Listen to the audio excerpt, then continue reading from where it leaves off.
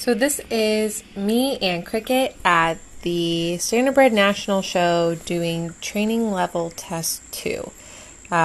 We had just finished training 1 right before this, so this is the second test we did. And you can see Cricket was a little anxious. He didn't want to stand in the halt, and I said, that's okay, we'll just go. And I'll try to settle you in as you go. And you can see he's still a little tense over his back. His head's up just a smidge higher than it should be.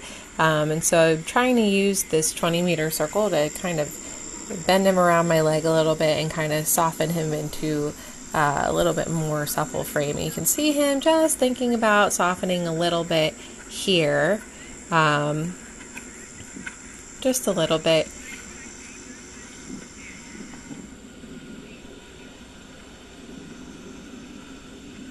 And then we go and we're going to come across the diagonal, and I know a canter is coming at the end, and so just checking to make sure he's in front of my leg here. I kick him on just a bit across the diagonal. It also kind of helps keep him straighter for this. And then as I come around the turn, I'm going to slow him down a little bit and ask for a canter.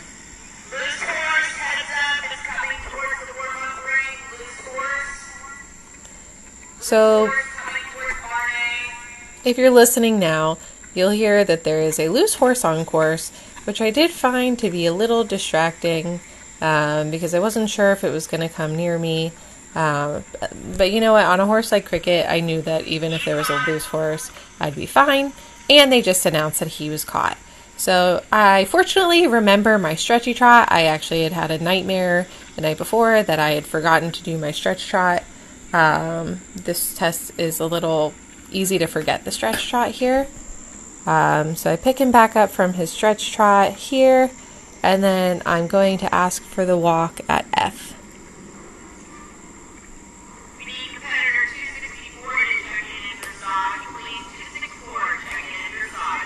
So it's a little hard to hear, but the judge in the other ring blew the whistle, and I brain farted, forgot our ring had the bell, so I pulled up. I thought I went off course just because I was a little distracted with the loose horse. I figured I had, even though I was doing the right thing, but the judge said, not you, and so I just kept on going.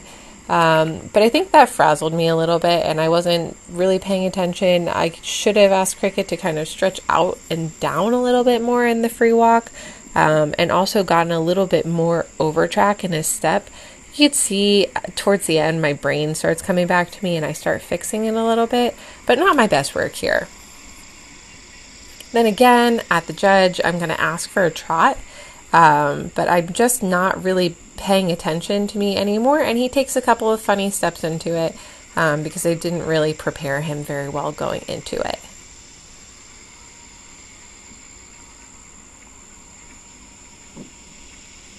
But now we pick up our 20-meter trot circle at E. I think this is where I started to kind of regather my brain a little bit more, and our test hopefully starts to improve from here on out.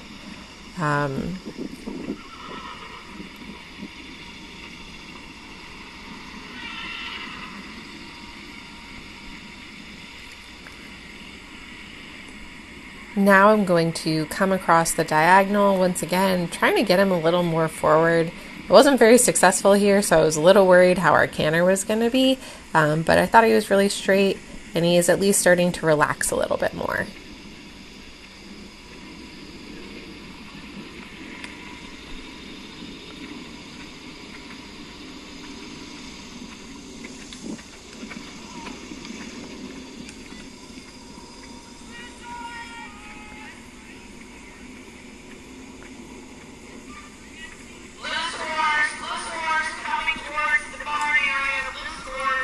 So another loose horse, but I didn't care because I was pretty much done at this point, and I came down the center line, and I'm thinking very hard about my halt this time, and I'm trying to be a little bit more round and a little less braced from him, and he actually stopped square. That was really good halt. He probably should have stayed a little bit longer, but it was better than our first one, that's for sure. So overall, I'm really happy with Cricket during this test. When I rode him well, he was fantastic. And when I didn't ride him so well, he actually did a pretty good job of picking up my slack.